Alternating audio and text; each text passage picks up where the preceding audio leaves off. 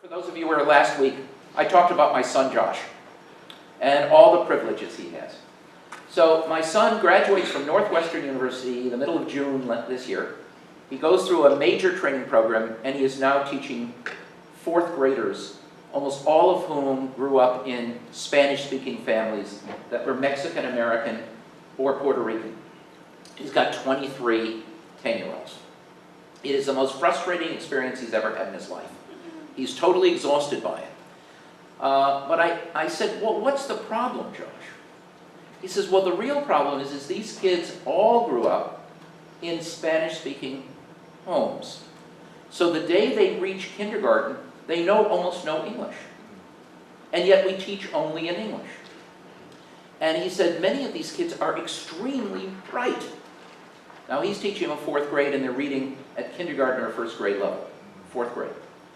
But he did a little thing the other day, which he told me about, because I told him I'd be talking here tonight, and I wanted to hear what he thought was the problem. And he said, here's the problem, Dad. In my frustration, I turned to my kids, and I said, when I asked the following question, how many of you knew the answer? And they all raised their hands. And then he asked, well, why didn't you tell me the answer? And they said, overwhelmingly, because we don't know how to give you the answer in English. And believe it or not, what Josh has been saying, and fascinating because there's literature on it now, that our drive for bilingual education may be misplaced.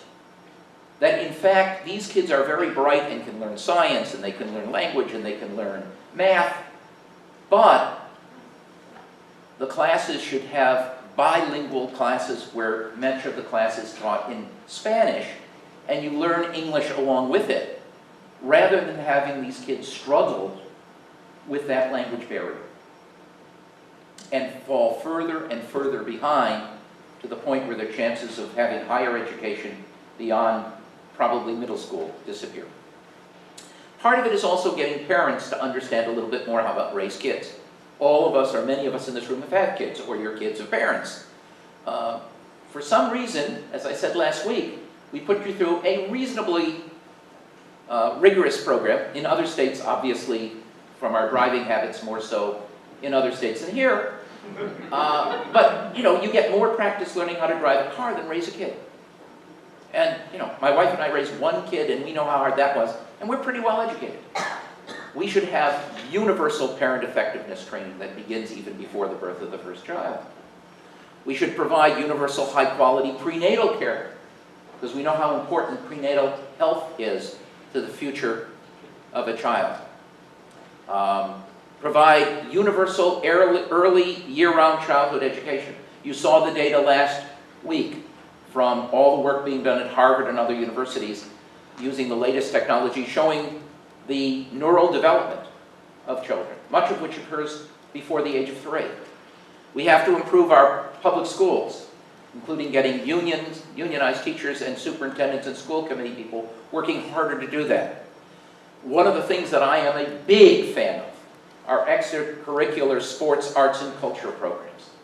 I think I mentioned the most important person in my life in high school was not my English teacher, but my football coach, who gave me a sense of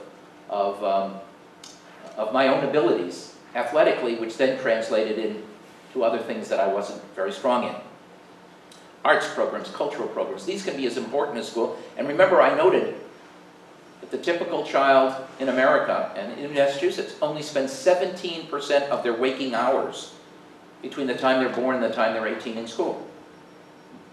Where's the other 83%? That's really critical. Summer camp experiences can be really important, particularly since we now know that many kids who have no summer camp, no summer job, actually lose during the summer and have to kind of have remedial at the beginning of the next semester. Summer jobs for high school kids, internships, co-op programs, expanding our vocational education programs. That you're going to hear a lot more about that in the next 6 months because of work that we're doing across the state with vocational schools. And increased access to affordable higher education with co-op work opportunities, in-state tuition for immigrant youth. And I would also argue something I wrote about nearly 30 years ago, providing students with the ability to have income contingent loans, so the repayment of the loans is based on their income rather than being saddled with fixed debt that slaughters them when they're young and just coming out of school. Finally, as we said last week, if we really want to do this, this is going to cost a fortune. But if we do it right, and we decide that we're going to invest in our kids in the way we should invest in infrastructure, we may only have to do this for one generation rather than countless generations. So that's the way I wanted to introduce our class. Lots and lots of opportunities, lots of ways of dealing with this. We talk about all of these things. Many of you are nodding your heads and seeming to be saying, not a bad idea. The real problem is, how do you get it done? And that's why we have Senator Dan Wolf here, because he's going to tell us how to do it.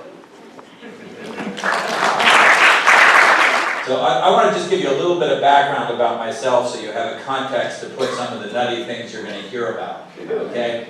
I grew up in the city of Philadelphia. If you want to look at a city with probably the worst failing school system right now in the country, look at the city of Philadelphia. And I did grow up in the city. My parents had the wherewithal to send me not to one of the Philadelphia public schools, but I went to a Quaker school for 13 years there, which explains some of how I turned out the way I did. My mother actually went to high school with Governor Dukakis at Brookline High, graduating class of, I don't know, embarrassing, 51, okay. So I got a great education in Philadelphia. I went off from there to Wesleyan University, studied political science, got out of Wesleyan, moved to the Boston area, worked for a group called the Association of Community Organizations for Reform Now. Does anybody know what that acronym spells? Good. That's a good test to see who the audience is. I worked for that organization up and down Blue Hill Avenue, and then we spun off a little labor union, and I did some labor organizing for a while. But all that time, I was just intrigued by things that fly and by aviation. And we had a connection on Cape Cod. I went down there one summer. I learned how to fly. I got bitten by the aviation bug. I then went for 2 years to an aviation technician technical school, back in Philadelphia to learn how to be an aircraft mechanic. And I guarantee you I was the only Wesleyan University political science major that ever went back to that school and studied aviation technology for 2 years, became an aircraft technician. Met my wife on Cape Cod. We met in the mid-1980s, got married. We have 3 daughters, raised all on Cape Cod, graduated from the public school system, Nauset High down on the Cape. And during that 25 years, the last 25 years, as the kids have grown up and moved out of the house, the airline company that I started 25 years ago, Cape Air, has become a global company. We have over 1,200 employees now. I started at working as a mechanic and a pilot. I was flying the airplanes and fixing them. By the way, a great incentive to do good maintenance work on an airplane is if you're going to be the one flying. It teaches you how to be a good mechanic. But Cape Air has become a global company, and we now have bases as far away as Micronesia, and we have a lot of routes that we fly in the Caribbean. Our main hub is still here in New England. We do 11 cities out of Boston, and we still have our headquarters down on the Cape, where we do all of our heavy maintenance and stuff. So I've really lived an incredible adult life and been blessed with an amazing family and an amazing company, which I'm going to talk a little bit about in a minute. So why to jump into politics, you would ask? I'm going to start by actually backing up, and here's the story. I was asked a few weeks ago to go back to the city of brotherly love and actually speak. I got a public service award from the high school I graduated from 40 years ago. So my 40th anniversary is coming up. And I actually gave the commencement speech 40 years ago at this high school. And what an amazing thing to go back. I hadn't been back in 40 years. And my parents still live in the house that I was raised in, right from the year I was born. So I actually slept the night before I was supposed to give this speech 40 years later to my high school class in the bed that I slept in as a kid. Don't do that. It was incredibly anxiety-provoking. And I woke up at 3 o'clock in the morning. I mean, I do a lot of public speaking, okay? This was the worst. I woke up at 3 o'clock in the morning. I couldn't go back to sleep. Nervously, seeing the images of that graduation speech with all my classmates. And I did something really curious. I got up, I left the room that my wife and I were in. I went into the other room, and I'm not exactly sure why I did it, but on my little Google phone device, I pulled up a speech that was made on August 28th of 1963. Does anybody remember what speech that was? I have a dream. That's great. I don't know why I did it. I mean, it became clear to me, I think, when I went to speak to my high school a little bit later, actually a whole other school. But I sat and I watched the whole 17 minutes of that speech. And I think we all remember the crescendo, let freedom ring, and that part of the speech. But I think the part that reached out and grabbed me was about 4 or 5 minutes into the speech when Martin Luther King talked about the fierce urgency of now. The fierce urgency of now. And I let that speech wash over me, 17 minutes of it. And then I went back into the bedroom where my wife Heidi was, and I got into bed, and what did I say? I said, I am so angry. I am so angry. And I purposely had not planned what I was going to say. They gave me about 20 minutes to speak. I purposely didn't plan a speech. Usually we show up with notes or something. I said, you know what, I want to go back to these 600 or 700 people that I was talking to. And I just want to let the experience of being back in this place after 40 years really dictate to me what I was going to talk about. And you can only imagine that having watched the 17-minute I Have a Dream Martin Luther King speech, and then going back to where I gave my graduating speech 40 years ago, where this might be headed. When I spoke my high school graduation class, this is great to have a Greek in the audience, because the speech that I gave was off of the Greek myth of Daedalus and Icarus. Anybody know what that Greek myth is about? Close to the sun. Right. They're trapped in a tower, and the father Daedalus says, we're going to build a set of wings out of wax and feathers, and we're going to fly to safety. We're going to escape. But son, don't fly too high, or your wax will melt by the sun and you'll plunge into the sea and die. Don't fly too low, or your wings will get bogged down by the salt spray. You'll plunge into the sea and die. So just sort of fly along just at the right altitude. Can you imagine the speech I gave to my graduating class in high school was a life of moderation? You got to be kidding me. It was like, okay, classmates, don't fly too high, don't fly too low, just fly that middle path. So I realized as I was speaking a couple weeks ago to these folks, I was going to redeem myself for that horrible graduation speech. And I said, don't lead a life of moderation. This is not the time for it. This is the time to recognize the fierce urgency of now. And then I gave all 600 kids there a homework assignment. I said, before the day is done, get out of your Facebook, get out of what you're doing on your computer, pull up that speech, and spend 17 minutes of your life watching that speech. Because when I graduated from high school 40 years ago, and I'm looking around here and I'm seeing a lot of people who are going to connect to what I'm saying. Think about the promise of that generation. When I stood up and made that graduation speech in the early to mid 1970s, 1975, if you had said to me then that 40 years from now, women will go from earning 69 cents on a dollar to 77 cents on a dollar, we will never pass the Equal Rights Amendment. We will still be talking about whether equal work should equate to equal pay. If you had told me back then that the urban minority parts of our cities in this great country would be worse off 40 years later than they were in the mid-1970s, no one could or would have believed that. As Barry said, if you had told me that the proud tradition of our working class, as represented by the power of labor unions, which represented back then about 35% of the working class, middle class of this country, would be down to where it is now in the private sector of 6.8%. When you see all of those bars about what's happened to middle class and working class families, it is a direct collateral to what has happened to organized labor and our labor movement. And so I looked at that, a crazy statistic. For those of you who read the Sunday Times, you saw Nicholas Kristof sort of go through some of the race statistics. The most startling statistic is that urban minorities in this country right now are worse off than they were in apartheid South Africa, if you measure it by a multiple of wealth and income. Some of the statistics that Barry put up there when he spoke. This is crazy. The promise of the civil rights movement, the women's movement, the anti-war movement, a middle class that was really flexing its strength and fielding its power and asking for and demanding great things. You fast forward that to the world that we're leaving our children in a few years, and it's just not acceptable. If anyone ever thought, where is that fierce urgency of now? So people ask me, Dan, you had the best company, you had the best life, you have an amazing family, you're about on every nonprofit board, involved in everything on Cape Cod that you could be. Why would you get into politics?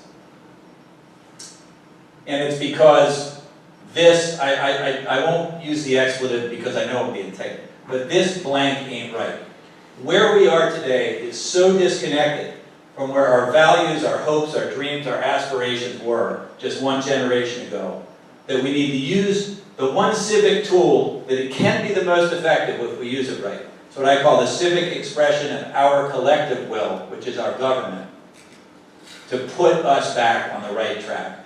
I refuse to leave this to my kids, and they're all in their early 20s now. So between now and when I put my head on pillow for the last time, this is what my commitment is. So what can government do?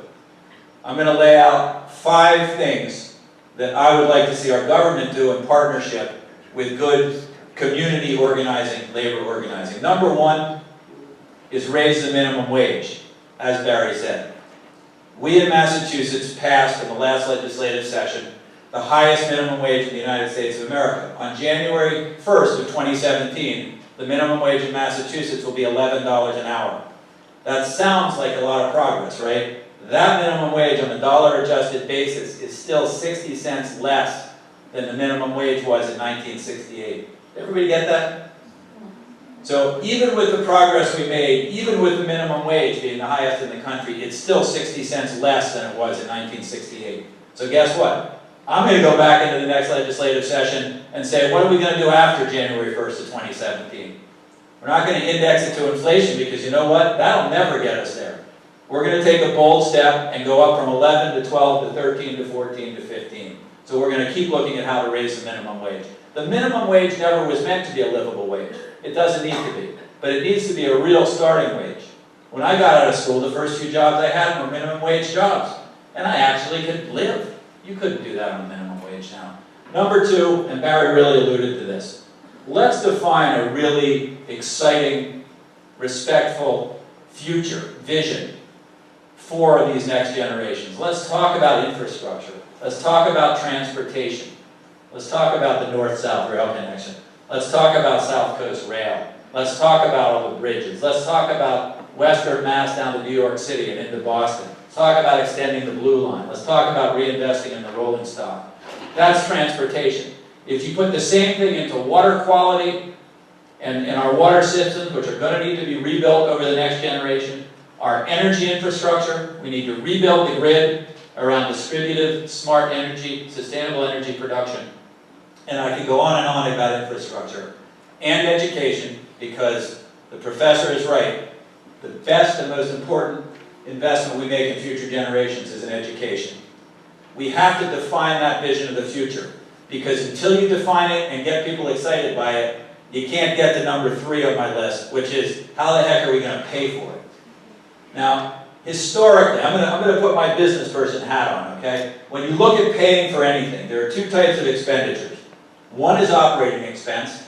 That is, how do we pay this year for the expenses that are incurred this year? That's running a balanced budget, operating expense. And the other is the capital expense. In my case, my company is going to buy airplanes. We're not going to buy them with 1 year of cash flow. We're going to finance them over a period of years. In government, we bond for those projects and we pay for them over years. But we have to generate enough cash flow in any given year to pay off the debt.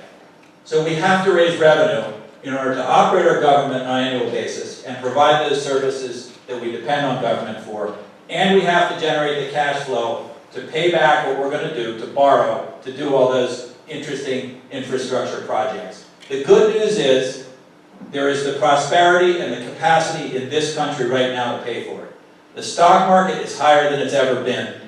There are trillions of dollars sitting on the sideline right now, individual bank accounts and corporate banks not knowing what to do, not knowing what to do with it. So the capacity is there. We just need government to completely scrub off the table the tax code of 2014. Look at the statistics that Barry put up in front of you the last couple of weeks and say, if we have an economy that's structured like that, we need a tax code that reflects how our economy is structured.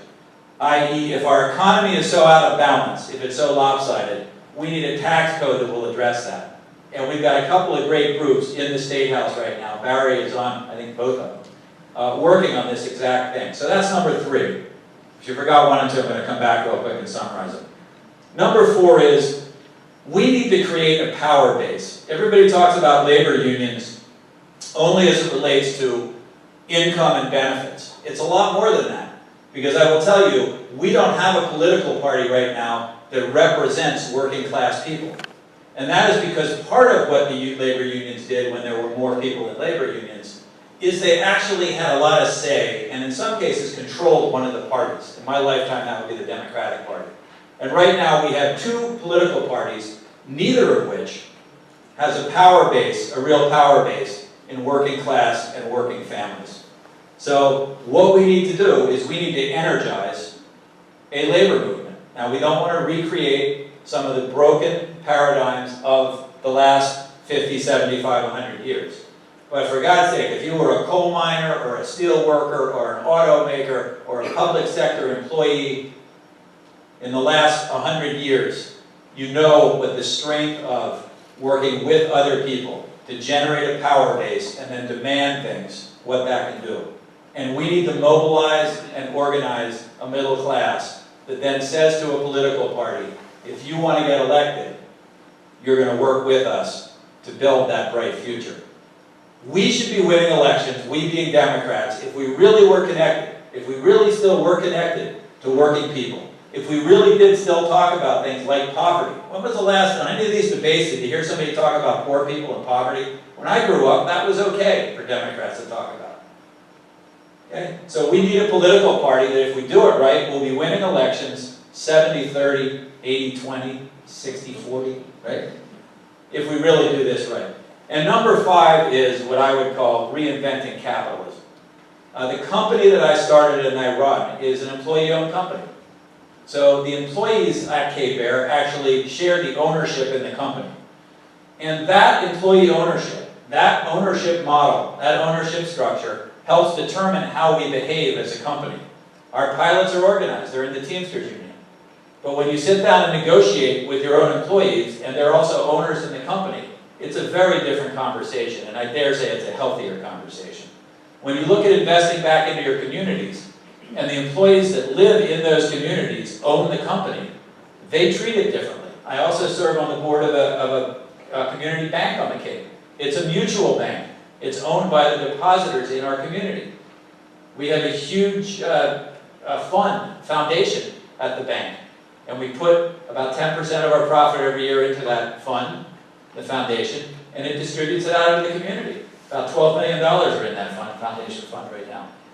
The corporation behaves differently depending on the ownership model in the corporation. So I will tell you that a publicly owned utility that's owned by the users of the electricity or the ratepayers will behave differently than, let's say, a Northeast utility does on the Cape, which in my mind is very disrespectful and not really building the future infrastructure for utilities. An employee-owned company behaves differently. A grower cooperative, if you're eating the food, you're not going to do what Monsanto does or what Burger King and McDonald's does. We want to feed ourselves healthy, we should own those companies. So when I say reinvent capitalism, that's not some lofty, esoteric, ideological goal. That's a real practical thing. Let's study the structure of ownership, and let's relate what we want the outcomes and the behavior of those companies to be, and then back into ownership structures that are consistent with how we want those companies to behave. So ready for this, and then we're going to do the conversation. Let's see if anybody remembers. Number 1 on the list, you're taking notes. Number 1 on the list, minimum wage.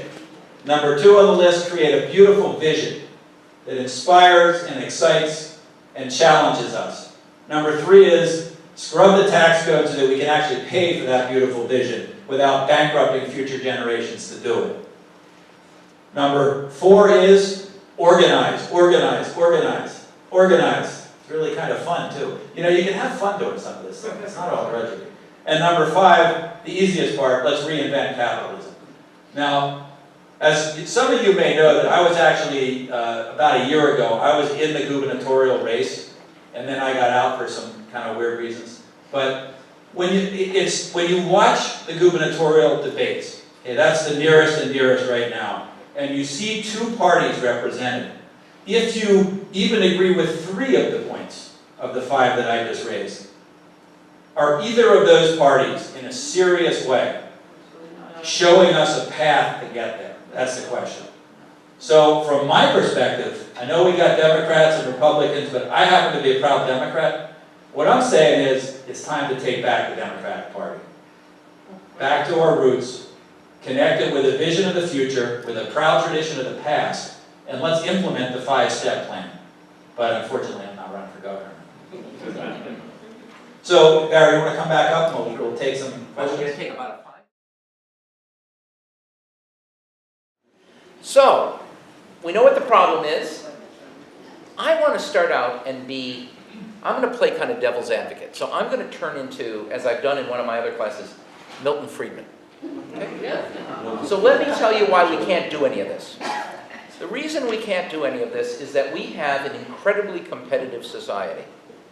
And as you know, I introduced you indirectly to one Joshua Charles Bluestone last week, who's 23 years old. And he, like many of my students in this room, have to compete for jobs. So why would I want to have my taxes raised in order to pay for the education of other young people who will be able to compete with Josh for the better jobs in society? Won't the people who want to protect their own kids' well-being and their own status be the ones who would be opposed to using their own tax dollars to do any of the things I talked about? No. No? You expand the pie when you develop Okay. other people. First of all, why don't you get the mic, and also the rule, as you remember, is you've got to introduce yourself. You don't have to say anything too intimate, but what do you do, and who are you? My name is Martin Evans. I'm a Professor Emeritus at the Rutland School of Management at the University of Toronto, but I live in Cambridge. And I would argue against what you just said, because by expanding opportunities for other people, you expand the pie that's available to be shared among all. Very good. So what you're saying, Martin, is what we've not been doing today, and you may think about it, is that part of the reason why the economy is growing so slowly, part of it is indeed related to the inequality. And here's the simple reason. We have all the savings we need now. As Senator pointed out, we have over $2.7 trillion sitting around. So there's a lot of investment dollars out there. Savings is not our problem. Consumption's our problem.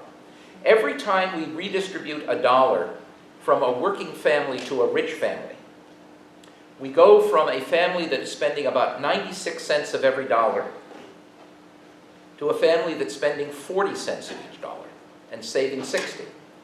So by simply redistributing toward wealthier people who have much lower, what we call marginal propensities to consume, we actually slow down the economy. By redistributing that income, we actually generate more consumption, which generates more industry, which generates more jobs. Would you agree? Yes.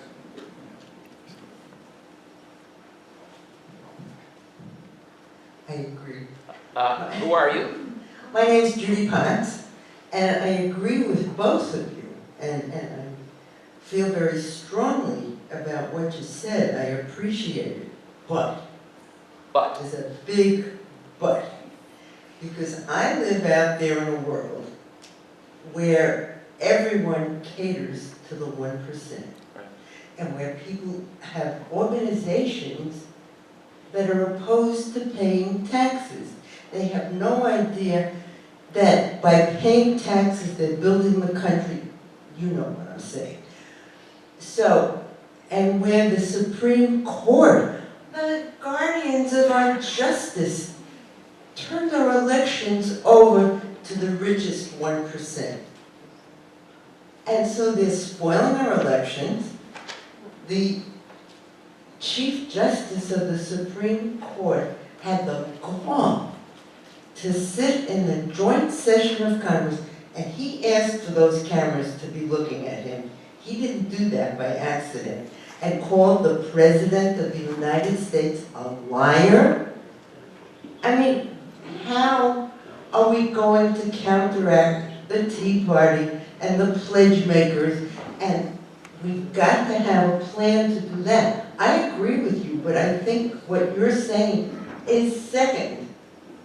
We need something to come first. Yeah, could I quickly respond to that? What I say very often to my colleagues, my Democratic colleagues, is we're not going to out-Koch the Koch brothers. And one of the problems that we have, a great leader like Elizabeth Warren, for example, who's a hero of mine and a good friend, but we can't deploy that capacity simply running around trying to outraise the other team. Because the reason they're more powerful right now is because they have more money, and we haven't mobilized by using our votes. So one of the things I would say to my colleagues in the Democratic Party is, for every minute or hour that we spend trying to raise money, we should commit to an hour of trying to organize a fast food restaurant or a Walmart. That what we've done is we're playing the same game. And the thing is, we have the capacity to actually democratize this political system if we organize and do it right. And what we've gotten into, in my opinion, in the Democratic Party, is we've simply listened to the same consultants. And I'll tell you, one of the things that I've learned in politics in the last few years is get rid of the consultants. Because they have created a cottage industry for themselves, tried to make themselves indispensable, and then sent us out as their emissary to go raise money that we ultimately end up paying them.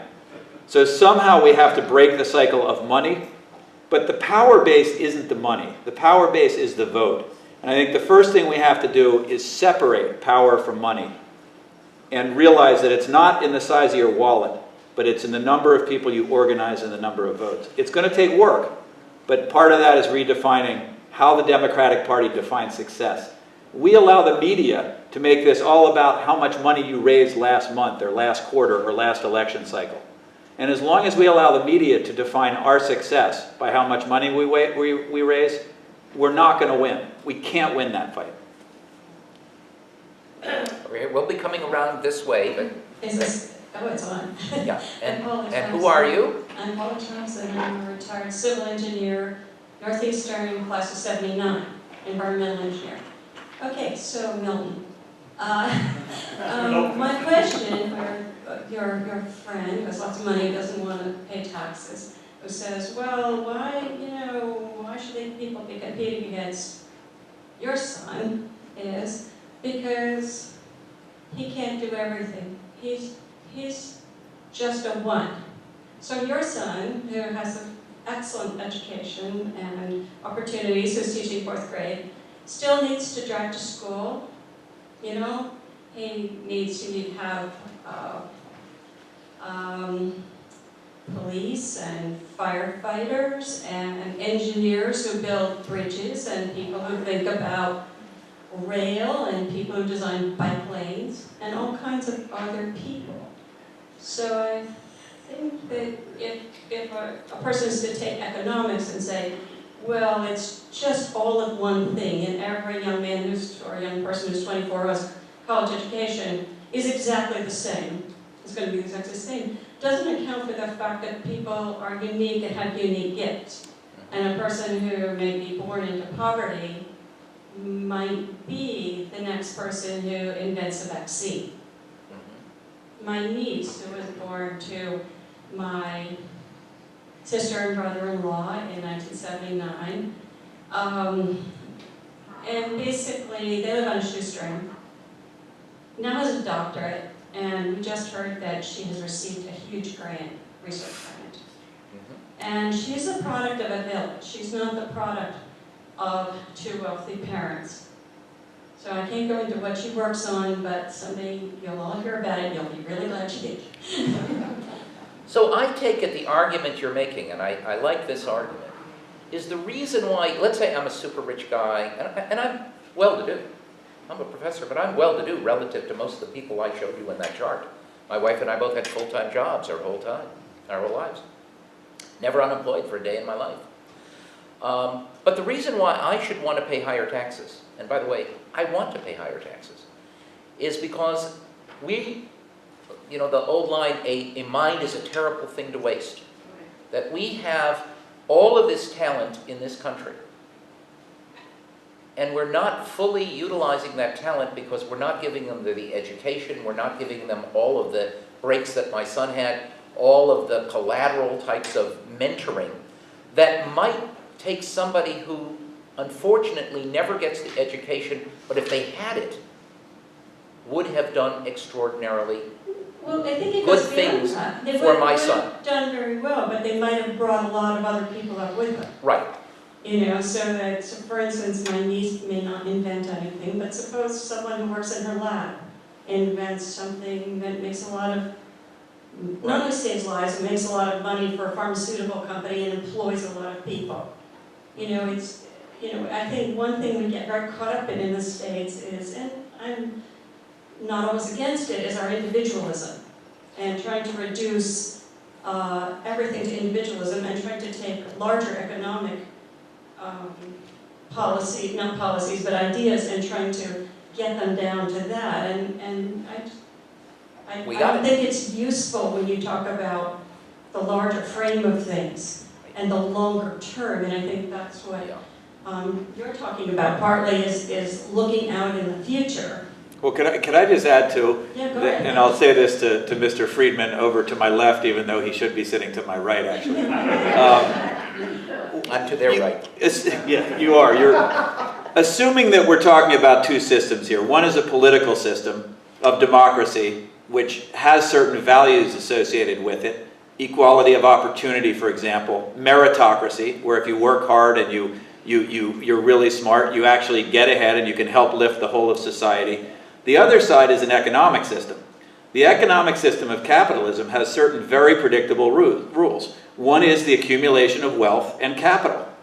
Those two systems, unless you really figure out how to what mechanisms you're going to use to balance them, are inherently contradictory to one another.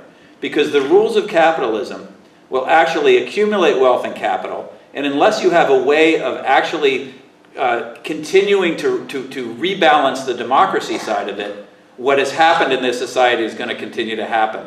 Maybe one other good piece of rhetorical comeback to the redistribution of wealth thing that is continually thrown at people like us. What you need to say to people is, the greatest redistribution of wealth in the history of the planet is what has happened in this country in the last 40 years. That was the redistribution of wealth. And it redistributed the wealth. It redistributed the wealth from everybody to people at the very top. And by the way, I am a 1%er. I mean, I guess I should be embarrassed in here. Maybe I'll get stoned on the way out. But, I've been so lucky, so fortunate. And yet I also understand this system cannot continue to function. It will fail. That this democracy already is compromised unless we figure out how to rebalance the economic system. I just wanted to say one more thing. Okay, very quickly, because we have many questions. And I'll turn it over the accumulation of capital, which is if you don't do anything with it, it doesn't do anything. Right. So if people can accumulate wealth and they just put it in a bank somewhere, or perhaps even put it offshore somewhere, they aren't really being, in my mind, a true capitalist. They're not plowing it back in.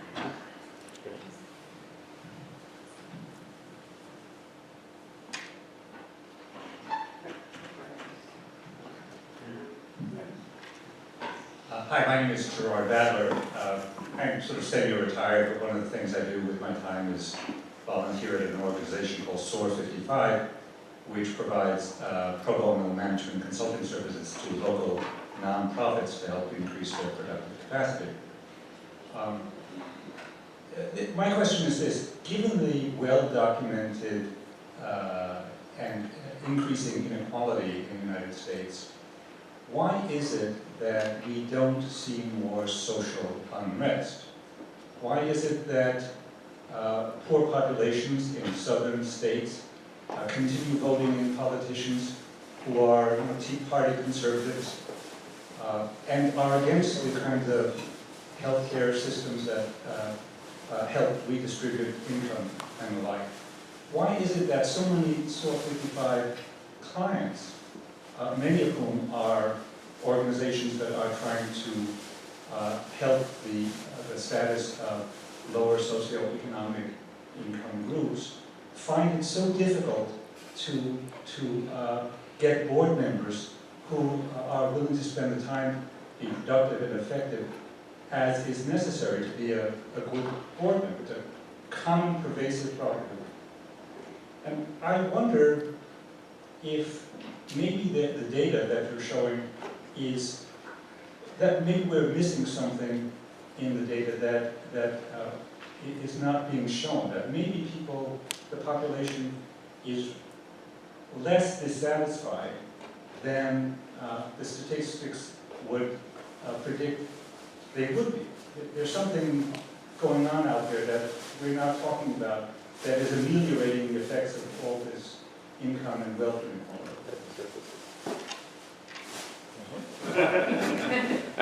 When I was at school, I actually TA'd a course that was given at Wesleyan back in the 1980s called Bread and Circuses.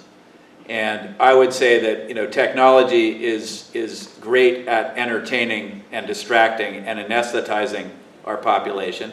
And I would also say that it's such a literal thing, bread and circuses now, because from a bread standpoint, all of the empty calories, the obesity problems, are a sign of calories without nutrition. I mean, what a great metaphor for what's going on. So I think that, from my perspective, there's the sociological answer, which I just gave. The political answer, which I would give, is there is no political party that excites people right now, except for the Tea Party. So, if you're somebody who wants to be excited, gravitated, taken in, be part of a movement, the only one out there right now, other than two corporate parties, which are the Democratic Party and the Republican Party, yes, I'm overly hard on the Democrats, I get it. But that's because sometimes we're toughest on our own. There isn't a good political party to gravitate to. So I would say there's a sociological answer. I also think there's a political answer. I would add to it that what you need to do is think about what are the institutions in society that have galvanized people around issues. So we had a mammoth civil rights movement in the 1960s. It started in the South in the churches, it started in the black colleges, it extended to the big universities. We had a war, which was incredibly unpopular, particularly because we had a universal draft, which galvanized lots of people around that. We had powerful unions that would galvanize not only for their own members, but who would struggle with the grape workers in California. What I don't see today is the same kind of organizations that galvanize people into action. We had the Occupy movement. Zoe, Heidi and Dan's daughter, was deeply involved in the Occupy movement here. She was one of our students. We had some students, but for a little while we got that started. And in fact, while many people think that the Occupy movement wasn't very successful, we have more people talking about inequality today than ever.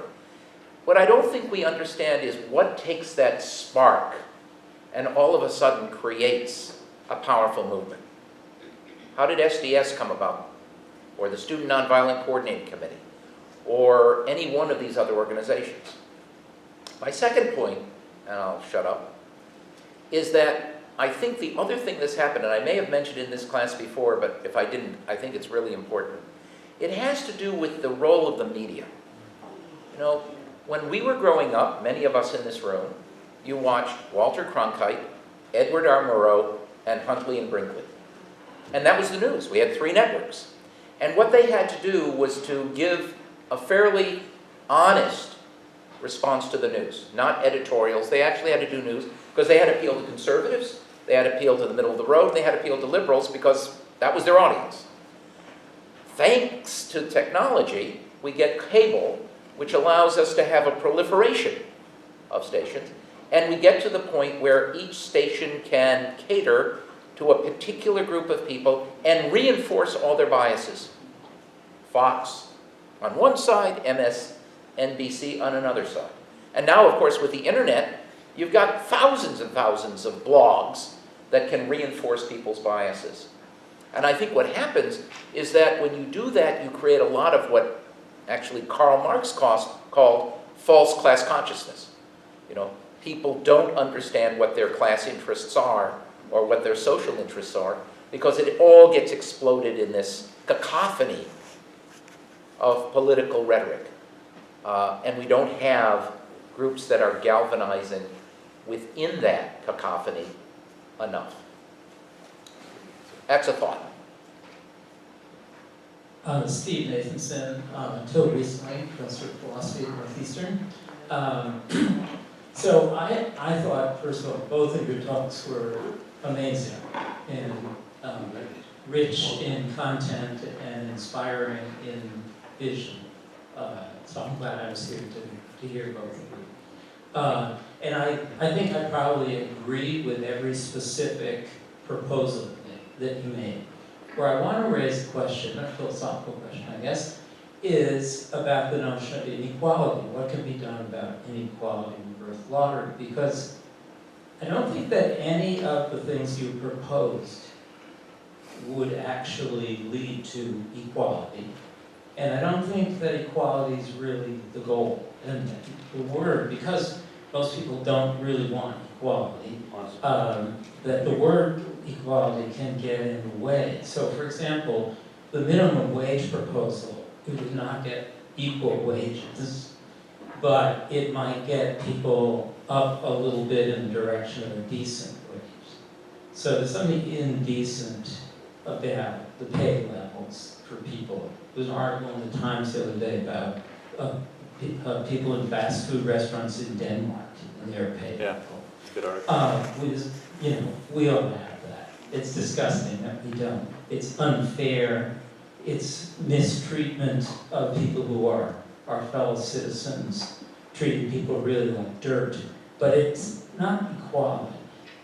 And so I think I'd like to suggest trying to reframe some of these things so that perhaps we emphasize what's a decent or an indecent level of well-being, or if we want to talk about equality, perhaps, as some of the statistics Barry you gave show, it's really that there are perhaps some degrees of inequality that might be, okay, but that we got to a point where the degrees of inequality are so excessive that they are damaging to our society, and the people at the very top, not all, but many, really are in the business of just increasing inequality and having more and more and more for the people who already have too much. Could I channel him for a second? Yeah. I think that the distinction is between equality of opportunity and equality of outcome. And I think that we should have an aspirational goal. You're never going to get there 100% of providing equality of opportunity. Understanding that the outcome will never. I mean, you really, you dampen a lot of things by that. But Could I just one sentence? I don't think that you can have equality of opportunity unless you have equality of outcome, because the amount of resources that people have determines their level of opportunity. I agree, even though it sounds like I probably wouldn't. I agree with that. Over here and then over here. Hey, thanks very much for both your presentations. Who are you? I'm Kevin Murray. I work at the Human Rights Program at the Law School at Northeastern. And I just, as you were talking about your speech in 1975, I was trying to remember that time because I was sort of rattling around at that time as well. And I hope you live another 40 years to be able to be rolling around in some bed to look back at this speech, that, the more recent speech. And I think my fear is that we may see more in common between those two speeches than we believe at the moment, than it looks like now. And I will say what it feels to me that both those presentations have in common, and they have also in common with Milton's presentation, is that they assume that the rules of the game will remain relatively the same for the next period. You were speaking in 1975 according to Barry's data, that was the very beginning of the great turn that we've seen, right? You could not, or you did not at that time, see the Reagan Revolution coming, or could not have seen it. You probably couldn't have seen the great sort of global political changes that happened in the next period after you were speaking either. I think you were taking into account the reality that you could see around you, and imagining that that would stay relatively the same. And at that moment, flying high like Icarus meant being ready to demand a really structural change in society. And I didn't hear your speech, but I expect you were reacting against that in some way, in making that speech. And I just think we need to think now about, reflect a little bit about what are the things that we can see looking around us now that are likely to make the same kind of changes in the rules of the game that the Reagan Revolution made and that other changes made that changed the reality that you were speaking about in 1975. We're going to have a presentation, a session here about environmental justice. And I expect that the people that speak in that session are going to raise some pretty serious questions about the extent to which the rules are going to be the same. You know, the extent to which climate change may completely change many of the things that we're talking about and make relevant things that seem entirely crazy at this moment. The other thing is we're now living through a situation of the great fear about Ebola, which certainly is overblown in a lot of ways, but I hope it's telling us that globally the levels of equality and the conditions in which millions of people are living are creating circumstances for them that are about to influence the rest of the world in very direct ways because of the way the world is evolving. So I love your speech. It's great to see that the ACORN, the ACORN principles remain very present in your program for the present, which is great to see. It just doesn't feel to me like we're taking into account some of these things that are going to change the game every bit as much as the game was changed after you spoke in 1975. So, Yeah, I don't know what the question is. I mean, one question that comes to me is, what would the Democratic Party have to do in order for you to say, not just that we just have two parties and we have to take control of one of them, but to say maybe we have to roll the dice in a different way? Yeah, I mean, to me, it gets down to a question of trust. Either, I mean, a lot of people use the word populist, but are actually really scared of empowering people and then letting those people forge the future. And I mean, one of the ways we manage, which is very untraditional at Cape Air, is empowering frontline people and then liberating. I say it over and over again at the company, empower and liberate. And I think one of the things we have to do with our middle class, our working class, is empower and liberate. Technology can be a tool to help do that, but what we're doing now is using technology in just the opposite way, which is we're really using that as a tool of oppression, in my opinion. So how do we empower and liberate? How do we truly get a populist movement going? And I think that's a great conversation, because the reality is that's never happened in this country, really, right? Wouldn't you agree with that? Part of what you're saying, I think, is can we envision ways of getting that where we would trust our population to actually make decisions that would lead somewhere? In very different circumstances than we may be seeing around us right now. Right, absolutely. Yep. Over here. Thank you. I just wanted to Who are you? comment. My name is Linda. I'm a student at UMass in the CCS program. I just wanted to comment on what you said about the competitive spirit in the democratic process, because for me that's a prevailing component, and I feel like that invigorates our productivity and our social capital, also in small business. So it turns it around so that income is not so stagnant at the very highest proportions. And it also, kind of, for business ventures, it kind of invigorates that whole process of mobility. So can you speak to that? And I kind of forgot what I was going to say since I was away for so long. Well, what I think I'm learning from all of this, and from your questions, and from the work we've been doing, and I'm then going to quiz Dan a little bit, is what we're really talking about is empowering people in new ways, empowering people in their workplace, empowering firms to do more than just the bottom line. empowering people to think about what we call externalities, environmental externalities, the externalities of an Ebola outbreak in a little country like Liberia that affects what goes on in Dallas or the governor of New Jersey. So I think what we're really talking about is how do you build the empowerment of people in new ways, possibly taking into account the technology. We communicate in different ways, so we can do that. Could I just address the competitive thing that you just brought up?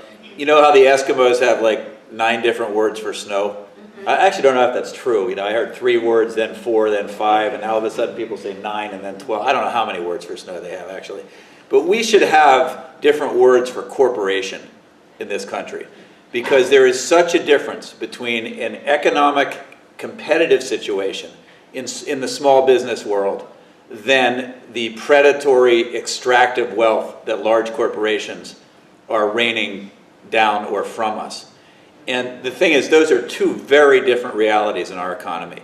The deregulation in my industry is what allowed Cape Air to start, and it's a really cool company. That's a good thing. The opposite of that is when Walmart moves into a neighborhood and literally sucks all of the wealth and creativity out of that neighborhood.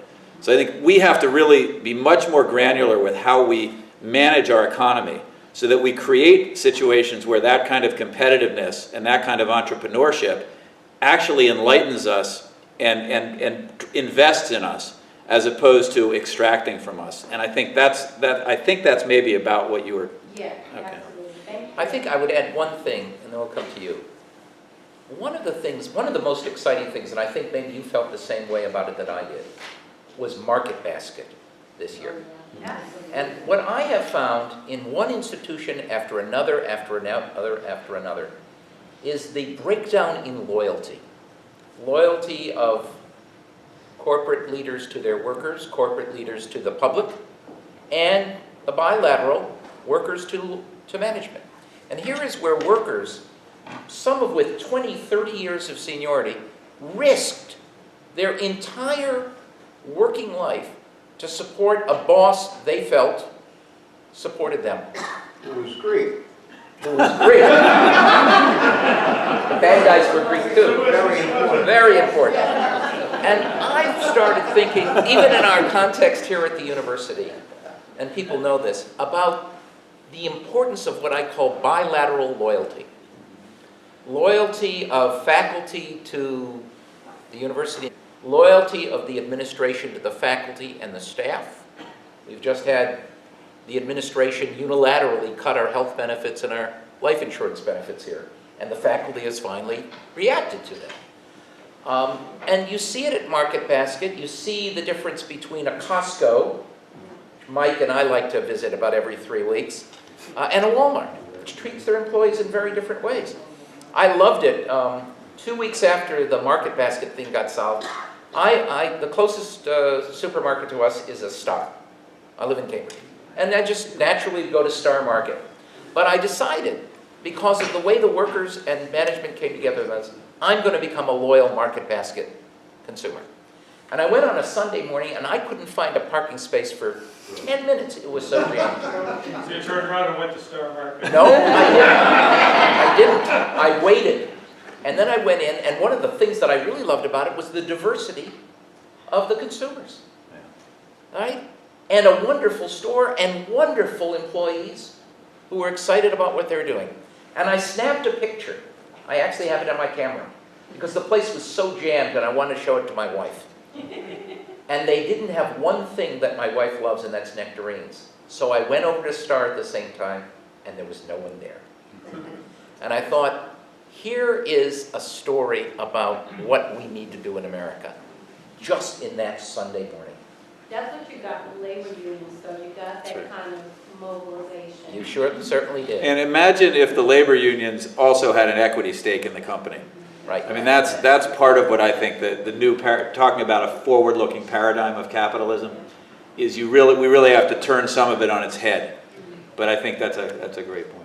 Over here and then over here. Hi, my name is Felicia Johnston, and I'm a criminal justice student at Northeastern. and I'm taking a seminar for this with Professor Bluestone. And he spoke about criminal justice reforms as part of the process, but I know that historically, criminal justice reforms have been viewed as soft on crime, which has been a death sentence politically. And I was curious to hear your opinion of how you can actually do that and win re-election. Well, you have 2.5% of the Massachusetts State Senate in the room right now. Both of us are willing to take that risk, right? Jim?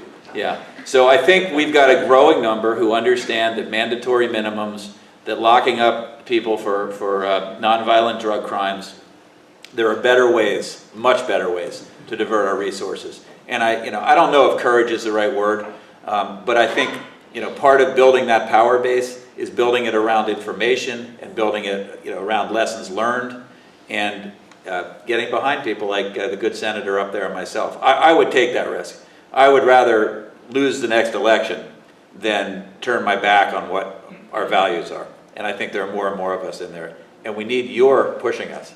So organize and give us help. A couple students, Okay. who's been waiting out there. Right, and then we'll come back to, I'll try and get you. Oh, hi. I'm not a student. My name is Myra, and I work at Myra, but I graduated from Northeastern in 2010. And so I have a comment and a question about, or hopefully some advice that you can give on voter turnout. So we work with young adults between 18 and 24, predominantly from the greater Boston area. And with the elections coming up, we really try to get students excited about voting and registering to vote. And from my experience there over a couple of years, it's pretty difficult to get students excited about that. And one is, I totally understand, which is they feel like the system has failed them. So they kind of feel like, what's this going to do for me? So if you have any advice or suggestions in terms of how to get people excited about this, because I think we know that there's a certain, like, in terms of demographics and age, they're the least likely to come out to vote. And if that had changed, if that changes, I think that we could see a greater change in terms of when we talk about inequality.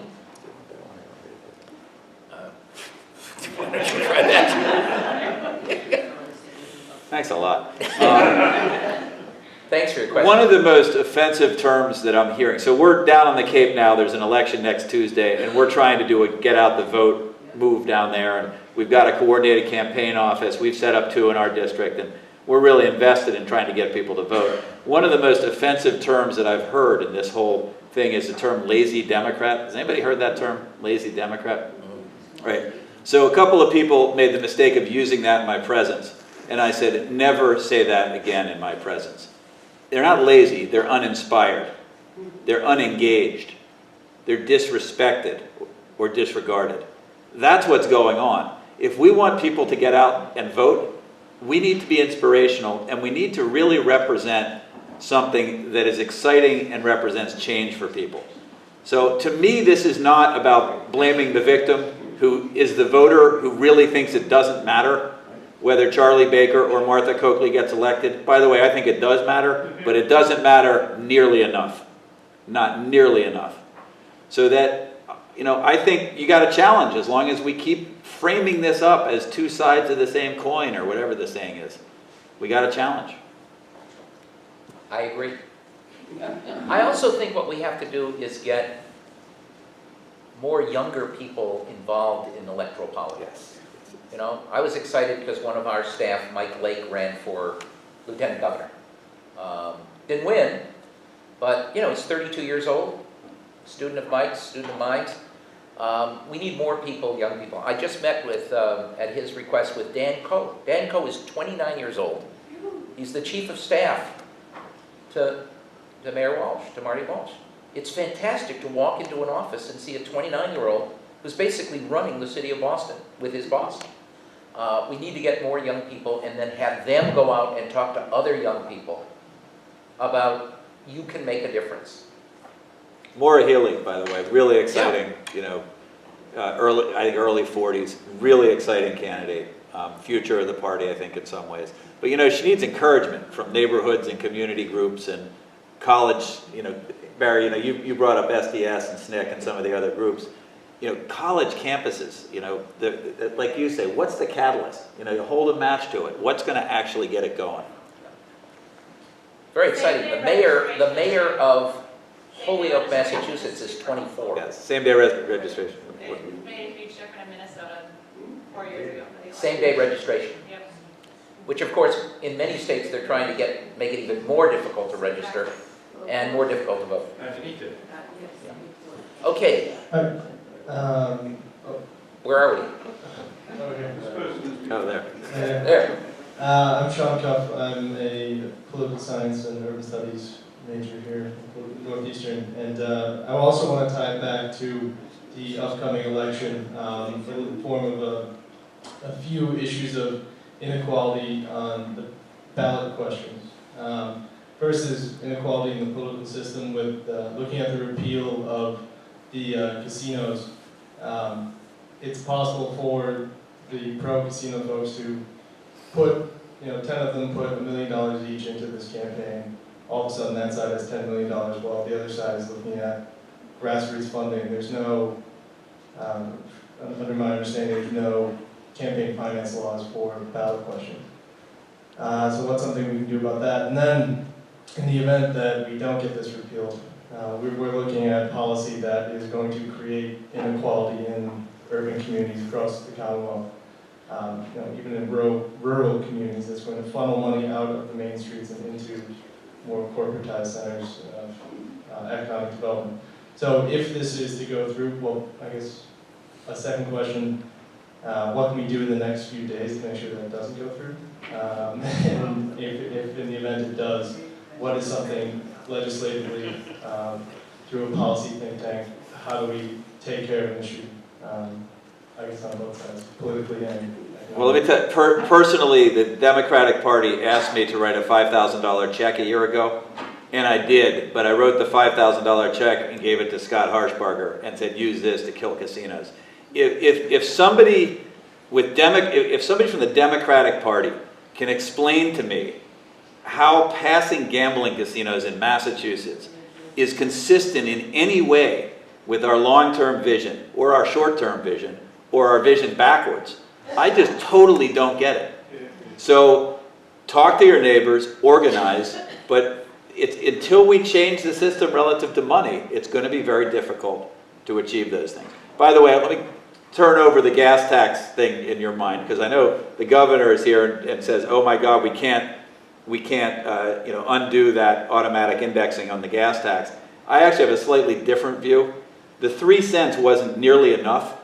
And the problem I have is if we index it, it gives us an excuse not to go back and revisit it. I sit in the chamber next to the chair of the Transportation Committee, who kept whispering to me, this really needs to be 9 cents if you really want to get us back on track with infrastructure investment. So I have mixed feelings about the indexing question, because I feel like we need to revisit how we're going to really fund transportation infrastructure as we reform the party. One question here, and then I do really want to ask the senator a question. You're scaring me. Good. He actually is my senator. I actually just voted for him in my absentee ballot yesterday. Yep. You're winning 2-0. And me too, right? And me too. You're winning 2-0. Yeah, I wanted to go back to Margaret Wheeler, a retired lawyer. Looking back to 2010, I think it was the 2010 election, where after which we got books like What's the Matter with Kansas, and there was a lot of talk about people voting against their economic interests, and the assumption of some of that writing was these people are too dumb to know what's good for them. There was sort of a counter argument that came up a phrase called values voters, the people for whom issues other than their economic well-being really kind of overrode these economic issues. And I'm kind of wondering where that thinking fits into your analysis, and in a way the market basket analogy sort of fits into that line of thinking, because here were people who are really risking their livelihoods for something that was not an economic benefit, but was something else and more important to them. So how do you sort of hitch those two ideas together? That's an awfully good question. I grew up in a family where fortunately, we really worried about a lot of social issues that had nothing to do with our own economic well-being. It had to do with everybody else's economic well-being. I grew up in a union family, and I don't know how you reproduce that. You know, we should certainly do a much better job in the way we do it in our schools and so forth. But, you know, this whole idea of, and I fear that what happens is that when we have a weak economy, people start thinking more about me, me, me. So the most important thing we can do about getting people to think of we, is to expand the economy. That's why I'm a great supporter of Janet Yellen. I think she's a spectacular central banker. She not only is keeping her foot on the accelerator, but she comes here to Massachusetts and gives a great speech about how inequality is the problem we face. You know, to think that the chairman of the central bank, the Federal Reserve Bank, is on our side is just amazing, and I think we need to do that. But we have about 10 minutes left, and I really did want to have Dan talk a little bit, because Dan is helping, along with Jamie, Senator, help almost a revolution in the state Senate. We're going to have a new Senate president, President-elect Stan Rosenberg. He's pulled together a lot of people. I'm very proud to be one of many working with Dan and the senator. Clearly, we need people in motion. Clearly, we need to rebuild, you know, powerful public pressure. But a lot of us are frustrated that, you know, we try and do good things. We have a state legislature which is overwhelmingly Democrat. How many members of the state Senate? Well, last session, 36 out of 40. 36 so we out had of 40. 90% was Democratic. Was Democratic. And the House is 70% or 80%. 80, yeah. And we have good leaders there, Bob DeLeo, so forth. How do we get the state Senate and the House, regardless of who our new governor is, to really work on the issues we discussed tonight? Well, part of it is leadership, and part of it is a legislative body that is driven by data and information and values. One of the most encouraging things is that the incoming Senate president, before he's even the Senate president, has really identified 3 pillars that we're going to focus on. One of them, as you know, because we're on the working group together, is wealth and income inequality. I would broaden that out really to say, how do we have an economy that is more just? Or how do we have an economy, as Martha Coakley is saying, that takes care of all of us better? But that's the first pillar. The second pillar is climate change. 2 things. What can we do in Massachusetts to prevent climate change? The other is adaptive climate change. What do we need to do to get ready for what we know is coming? And the third is, you'll be happy to hear, is criminal justice reform. So we have a leader now who has identified 3 pillars, has already brought together working groups, and I think, you know, breaking a little bit from past tradition, what we're going to start doing is educating and informing each other. We're going to bring people like you into the State House to actually sit down with legislators and make sure that we are legislating and looking at bills from the perspective of information and education, identifying what our vision is, and then legislating to our vision. I'm very optimistic about what's going to happen in the Senate because of that, because the incoming Senate president is, as he has been framed, a policy wonk. He's also a distributive power guy, so he wants to distribute out some of the power that's been centralized. But I'm not going to take issue with your comment about the speaker, but I have nothing to lose particularly. I call the House of Representatives in the State House, as it constituted today, that is the inconvenient truth. That's what I call the House. You know, I'm to the point where I'm not sure exactly why we're not honest about stuff like that. You have a legislative body there that is being controlled by 2 or 3 or 4 people. And those 2 or 3 or 4 people, through political favor and patronage or whatever they're doing, I'm not saying it's illegal, not at all. I'm just saying they're running that thing in a very autocratic, centralized way that is disrespectful to the people of the Commonwealth of Massachusetts. Period. Somebody needs to say this stuff. So if Bob DeLeo doesn't like me saying it, he can either stop acting that way or come down here and convince me why it's not true. I think the best thing that could have happened for the Democratic Party is if somebody had run against Bob DeLeo in the Democratic primary. That's what I think should have happened. And if it doesn't happen this time, it should happen next time. But if Democrats connect values to policy and do it in an educated and informed way, we will stop putting up with centralized power and what I would call mediocre leadership, as defined in a lot of ways. Does it take political courage for me to say that? Barry's saying, no, it just takes stupidity. I'm But you know, I'm glad somebody's saying it. So I hope I'm not giving away a secret. Yes. As part of educating the, Heidi said and yes. my wife is sitting here like right on. Right on. I want him home. I don't need him in the Senate anymore. You should come home and take care of us. Well, can I just interject something? Yeah. Isn't that refreshing for you folks to hear? I mean, so when we talk about populism or a populist movement, we talk about a Democratic Party that actually, you know, this is more exciting to me than getting patted on the back by the leadership in the State House. You guys are the leaders. I have not had a meeting like this in district or when I'm out speaking about politics where people don't say, God, it was nice to hear somebody who's willing to just say that. Because we're all thinking it. We're all feeling it. If you're Democrats or if you're Republicans, if you're involved in our political process, you can't help but feel disenfranchised right now. Big money owns the process and you're cut out as far as participating. You can't help but feel that. And this is your democracy. And it's about time we started saying that. I think we have time for one or two more questions right over here. And who are you? My name is Shravya. If you wanted to feel a little bit old tonight, I just turned 20 less than a month ago. I am one of those immigrants that kind of benefited from income inequality. I moved here when I was 5. My parents are very well-to-do, I'm very well-to-do, and I'm a middler here at Northeastern studying finance, economics, and mathematics. And I guess I'm part of that disillusioned society.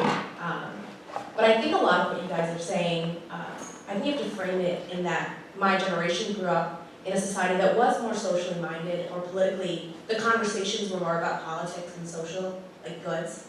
But in my studies, I think a lot about like incentives and the incentives of people to do certain things.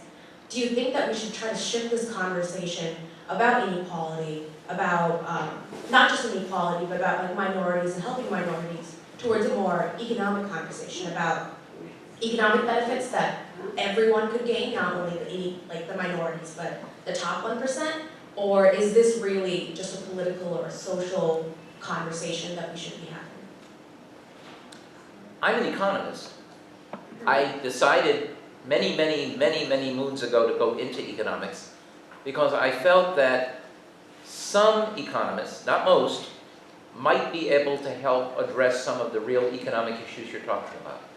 I thought it was very interesting if you go back, and Dan was quoting from Martin Luther King's great speech in 1963.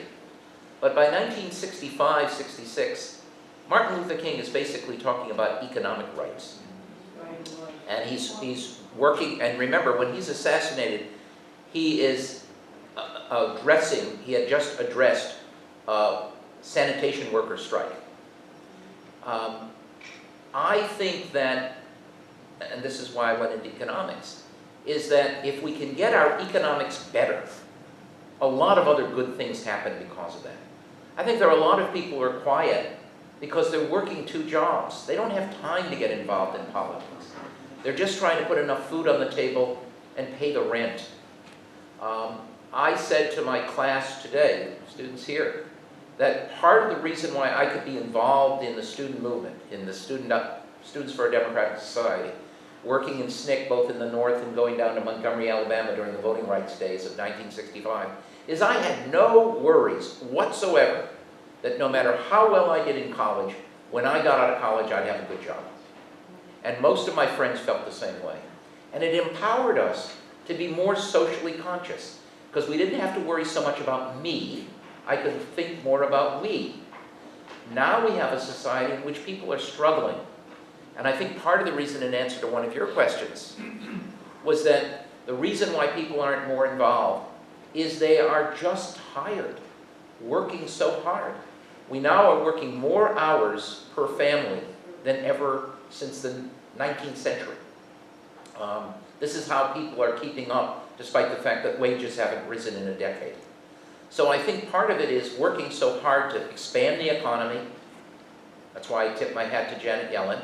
I wish we had a Congress that would actually address these issues by expanding the economy faster, but we don't. But if we can get the economics right, it helps us get the rest right too. And could I address that? Because it's interesting, because we're Democrats and you have an economist and a business person, right? Which the Republicans would say they actually own, you know, all business people need to be Republicans because they get it.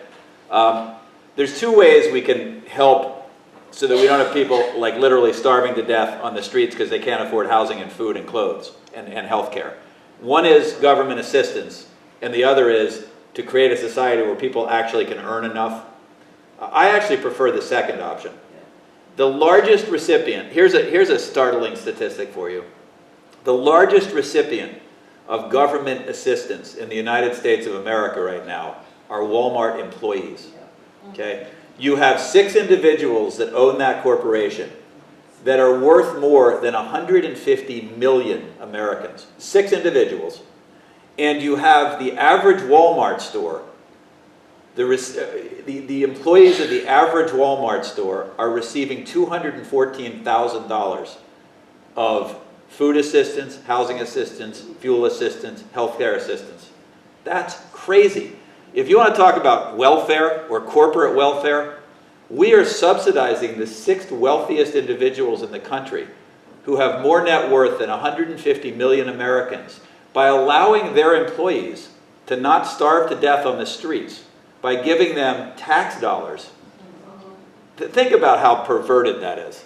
So that the answer to the question is, when we talk about equality, it's empowering people so that they can go into the Walton family and say, you know what? It's going to start at $15 an hour or you guys are out of business. That's the democratic tradition. That's the party I come from. Not about collecting a lot and then handing it out. Because that's not what makes people feel good. What makes people feel good is going and working hard for a day or for a career and being able to provide for their family and have a nice place to live and have a couple of cars and being able to educate their children and pass on some generational wealth. That's the American dream. So we can do that, but how are we going to organize the workers in the Walmarts? How are we going to do that? One last question. My name is Gordon Paris, and I'm a very, very, very happy and very proud graduate of this university. I take heart in Dan Wolf's suggestion that, you know, sometimes we need to look very long and hard at ourselves and ask difficult questions. I read a very, very strange article in the Globe yesterday or the day before about universities around Boston, and in particular about, it's a bit confusing, but something like a voluntary tax that could be paid. And I admit I don't have the training in tax policy, I don't understand the particulars. But it seemed like some universities, ourselves included, were being asked to somehow pay taxes voluntarily. And the gist of the Globe article was that we didn't. I think it's great to speak about raising tax rates, and I think it's great to try and find the answer outside the government. What do we do? Well, what you're discussing, Gordon, is that tax-exempt organizations do not obviously pay taxes. But last year, Mayor Menino and many of the universities and teaching hospitals came to an agreement over the paying of pilot, payment in lieu of taxes, P-I-L-O-T. For Northeastern University, it's about $2.1 million. For Harvard, it's about $6 million. I think BU was $3.7 million, etc. I was surprised as well that the university hasn't paid 1 cent of it, and they're supposed to pay it every 6 months, part of that. I think you're going to see a lot of pressure on it. Josh Zakum, who represents the city council and represents this area where Northeastern is, was quoted this morning as saying that, you know, this was a travesty and that there has to be pressure.